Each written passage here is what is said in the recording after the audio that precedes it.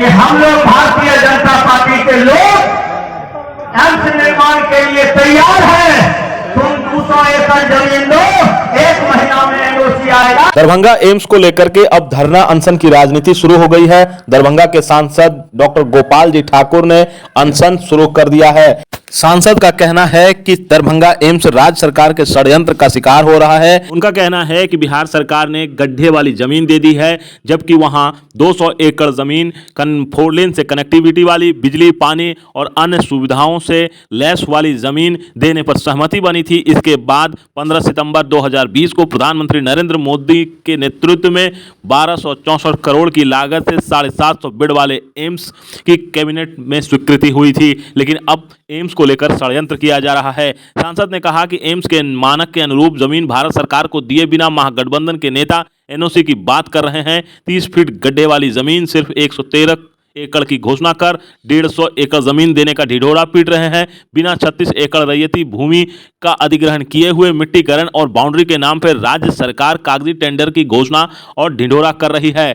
और दरभंगा एम्स बनाने की मांग को लेकर सोबन एकमी बाईपास में सोमवार को शुरू बेमियादी अनशन और महाधरना के दौरान सांसद गोपाल जी ठाकुर के संबोधन के दौरान मंच टूट गया। इससे वहां थोड़ी देर के लिए अफरा तफरी मच गई। मंच पर बैठे सांसद गोपाल जी ठाकुर के अलावा मधुबनी सांसद डॉक्टर अशोक यादव, कई विधायक और नेता बाल बाल बच गए। मंच पर बैठे नेताओं को हल्की चोटें आई। इसे ठीक करने के बाद फिर से नेताओं का संबोधन शुरू हुआ। बताया जाता है कि मंच पर बड़ी संख्या में नेताओं और कार्यकर्ताओं के चढ़ जाने के कारण यह हादसा हुआ।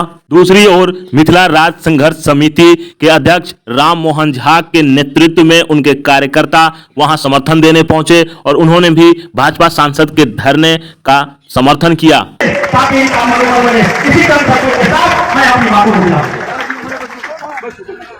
और हमारे सभी सम्मानित जनप्रतिनिधि रहेंगे, उनके अलावा चाहे वो आज जो हमारे पूर्व जनप्रतिनिधि है वो मंच पर रहेंगे। बाद बाकी जो भी हमारे सम्मानित कार्यकर्ता मंच पर अभी बैठे हुए हैं, तो एक बार आप फिर से सूची पढ़वा रहे हैं। मैं आप लोगों से केवल निमंत्रण करना चाहूंगा कि अविलंब इस मंच को अध्यक्षगण है, जो हमारे जनप्रतिनिधिगण है, जो हमारे पूर्व के जनप्रतिनिधिगण है, उनसे मैं सागर निवेदन करना चाहूंगा कि वो मंच पर आए और अपना सांसद गोपाल जी ठाकुर जी अनिश्चितकालीन अंतर और बैठे हैं और हमारे बीच मधुबनी के लोग की ओर से इस अंतर को समर्थन मिली है। उनके पाठशाली अध्यक्ष डॉक्टर राम मोहन झा जी यहाँ उपस्थित है।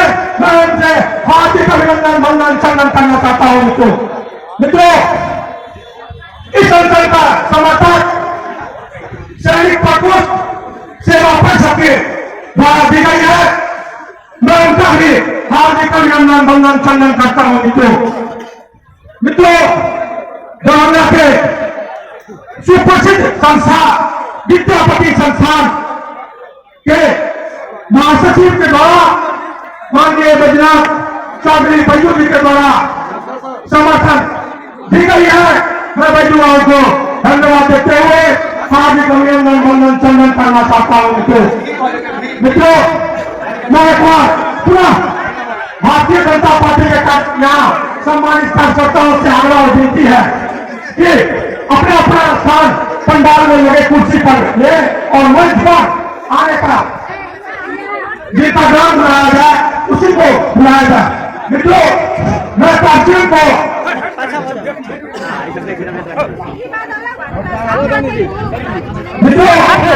माननीय सांसद गोपाल जी ठाकुर जी के साथ अनशन पर बैठे हैं। पालेंदु झा, बालाजी, मणिकांत झा, रजनीश झा, पिंटू झा, मणिकांत राय, रमाकांत झा, मुन्ना जी, डॉक्टर राम मोहन झा जी से आग्रह करता हूँ कि वो आए और अपना विचार हम लोग के बीच को रखें।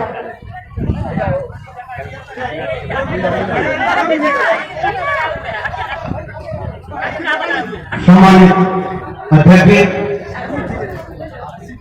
परम सम्मानित इस मंच पर उपस्थित भारतीय जनता पार्टी के क्रांतिकारी साथी और दरभंगा के सांसद आदरणीय गोपाल जी ठाकुर का मिथिला राज्य संघर्ष समिति की तरफ से हार्दिक स्वागत करते हैं। हम हार्दिक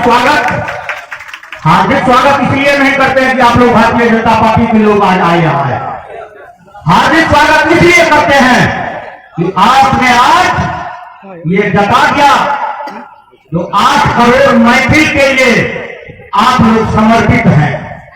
इतना दिन वो संजय भाजी नीतीश कुमार जी को लाके उस मेडिकल ग्राउंड के जमीन पर लगातार फोटो खिंचाते रहे और अखबार में देते रहे कि यही अंश बनेगा।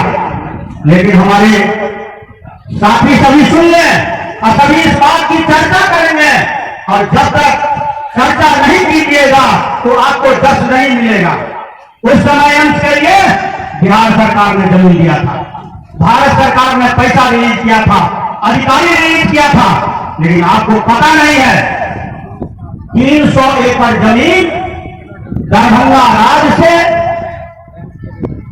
वहां दरभंगा मेडिकल कॉलेज को दिया गया था। 73 एकड़ जमीन पर राजद के, जदयू के, कांग्रेस के लोग कब्जा किए हुए हैं।